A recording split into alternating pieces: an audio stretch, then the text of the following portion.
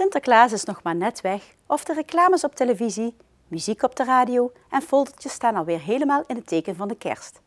En daar hoort natuurlijk ook een boom bij. De kerstboom, de sfeermaker rond de feestdagen, wordt steeds vroeger in huis gehaald. Bij de grote bouwmarkten en tuincentra staan de bomen al midden november buiten voor de verkoop. Dat de boom met de jaren steeds eerder wordt verkocht, vindt kerstboomverkoper Hanjeuke persoonlijk wat jammer. Mensen hebben de verwachting, we kopen een boom om er tot 3 koningen mee te doen. En dan praten we over langzaamaan 6 weken. En normaal gesproken kan een boom dat niet aan. Dat duurt te lang. Nou hebben we wel de Noordmanbomen die de naalden heel goed vasthouden. Maar de gewone kerstboom, die moet je absoluut veel water geven. En als je dat niet doet, dan is hij zijn eigen vocht zo kwijt. En dan is het met 10, 14 dagen, dan begint hij echt te rammelen, zo zeggen we dat.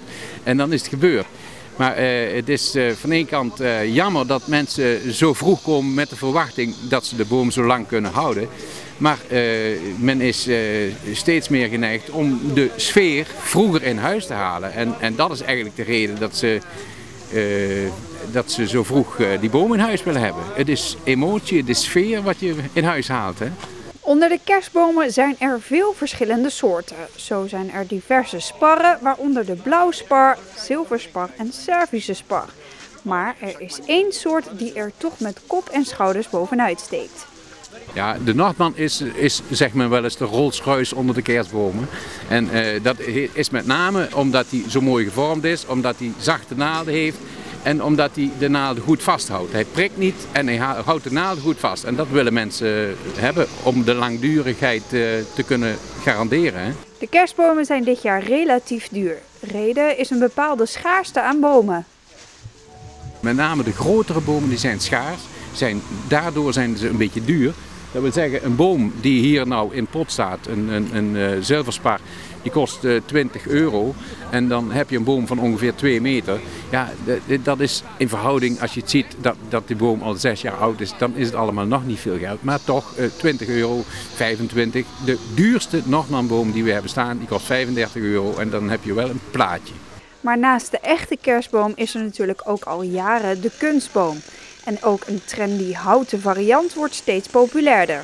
Hanjeuke merkt niet duidelijk of dit van invloed is op de verkoop van echte kerstbomen. Ik heb wel het idee dat er steeds meer mensen zijn die hier komen voor een echte boom. Die zeggen, ik heb jaren een kunstkerstboom gehad, maar ik ben erop uitgekeken. En ik wil weer een echte, ik wil weer de sfeer van de echte kerstboom in huis halen. En de kerstboom uitzoeken is ook iets wat daarbij hoort. Want je kunt wel elk jaar dezelfde boom van de zolder plukken. Maar ik geloof dat dit moment ook iets waardevols is. Ondanks de crisis denkt de Vereniging Nederlandse Kerstboomkwekers dat er zo'n 2 miljoen kerstbomen gekocht zullen worden. Volgende week zal de verkoop pas echt losbarsten. De levende kerststal staat alweer op de Grote Markt. Op dit moment wordt de laatste hand aan de stal gelegd. De kerststal lijkt van buiten weer hetzelfde als de afgelopen jaren, maar van binnen is er veel veranderd. De kooien zijn er weg. Er is veel meer ruimte gekomen. Aan die kant idem dito. We hebben een muurschildering gecreëerd, dus dat krijgen we nu ook erbij. En een herdersjong hebben we erbij gekocht. De schildering op de achterwand is gisteren gemaakt door Kunstkring Amber. Zij werden benaderd door de stichting Kerststal met de vraag of er iets aan de saaie achtergrond gedaan kon worden. Ik weet zelf ook, vorig jaar ook, de achterwand, dat was zwart plastic met lampjes ertegen. Dus toen heb ik meteen gezegd van nou Joep, ik breng het bij ons in de club. En dan hoor je het wel. En iedereen was enthousiast, vandaar dat we dus een ontwerp hebben laten maken. Dat is een van onze leden, Jacques van Bakel, dat is onze Rembrandt. En die heeft een ontwerp gemaakt en zo zouden we het gaan maken. De stichting Amber heeft hard gewerkt. Gisteren hebben ze met 7 mensen een kleurrijk tafereel geschilderd. Er is te zien een beeld van de landstreek in die tijd. Zoals het kerststalletje ook gestaan heeft waar Jezus geboren. Vanaf donderdag is de kerststal weer te bewonderen. De organisatie hoopt dit jaar, net als de voorgaande keren, weer veel bezoekers te mogen begroeten. We hopen, Joep, Krijn en ik, dat er ontzettend veel bezoekers komen. Vorig jaar hebben ze uit het gehele land gehad. En dat was een prachtige ervaring en een prachtige belevenis om die mensen weer te mogen begroeten. En ook dit jaar hopen wij dat diezelfde mensen ook weer terugkomen. Naast de kerststal staat er ook een draaimolen voor kinderen. En op 22 december is er een kerstspel te zien, opgevoerd door de leden van jeugdschutterij Gilde Sint-Jan. De leerlingen van groep 8 van de Vlaswijk kregen vanmiddag bijzonder bezoek. Henk van Straten vertelde over zijn leven tijdens de Tweede Wereldoorlog. Henk van Straten is 95 jaar en heeft de oorlog zeer bewust meegemaakt. Hij heeft de liefde in die tijd ondervonden, maar ook gemerkt hoe dichtbij de dood kan zijn. Henk vertelt al zo'n 3 jaar op scholen zijn verhaal. Dit is voor hem een bijzondere, maar soms ook moeilijke ervaring. Het is af en toe is dat voor mij ook emotioneel, want dan ben ik weer terug in die tijd. En, ik denk wel dat ik een goed verhaal aan die kinderen kan vertellen. Ja, want voor deze kinderen is het natuurlijk heel ver van hun bedshow. Waarom vindt u het belangrijk dat ook kinderen hier nog wat van meekrijgen? Ja, ik probeer die kinderen natuurlijk te overtuigen dat oorlog altijd dom is. En ik probeer ze aan het eind van mijn verhaal ook een positief iets mee te geven. En voornamelijk dat ze een nieuwe generatie zijn die een eigen keus hebben. En dat ze over een jaar of 10 zijn deze kinderen kiesgerechtigd. En dan kunnen ze echt een keuze maken. En ook een keuze, oorlog of vrede, liefde of haat. En dat probeer ik over te brengen aan die kinderen. Vol passie beschreef Henk van Straten hoe het leven er in de Tweede Wereldoorlog voor hem uitzag. Van zijn werk als douaneambtenaar tot het zien overlijden van onschuldige mensen. De leerlingen luisterden allemaal aandachtig naar het verhaal en waren dan ook zeer onder de indruk. Ja, heel interessant. En sommige verhalen, ja, ik kan me niet voorstellen hoe het is om dat mee te maken. Ja, het klinkt als stoer soldaat zijn, dat doet iedere jongen op een jonge leeftijd. Maar als je dan hoort dat er allemaal nog meer gebeurt, ook met zo'n onnodig iemand die dood is gegaan, dan zie je ook de negatieve kanten ervan. Ik vond het wel interessant en spannend.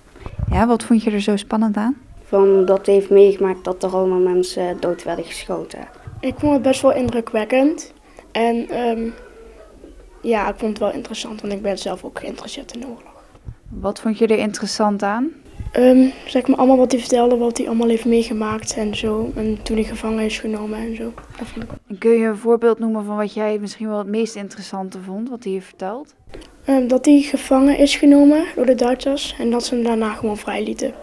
Ja, toch wel het gedicht, dat hadden jullie meegekregen, maar dat was over een kind, terwijl hij van niet precies wist wie het was. Maar die zat ook in een concentratiekamp en dat hadden ze later pas gevonden, dat gedicht. Henk van Straten heeft ook enkele boeken geschreven. Zijn boek De jaren 1937-1945 is onlangs helemaal herschreven van de derde naar de eerste naamval. Dit boek is beschikbaar in de bibliotheek van Venray. Landmachtmilitairen hebben deze hele week samen met internationale defensieeenheden deelgenomen aan de oefening Purple Windmill.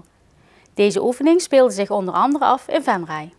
In totaal deden er zo'n 150 personen mee aan de grote oefening. Deze wordt 6 keer in het jaar georganiseerd. Bijzonder aan de oefening is dat er een combinatie is gemaakt tussen de inzet van 3 Nederlandse krijgsmachtsdelen: landmacht, luchtmacht en marine.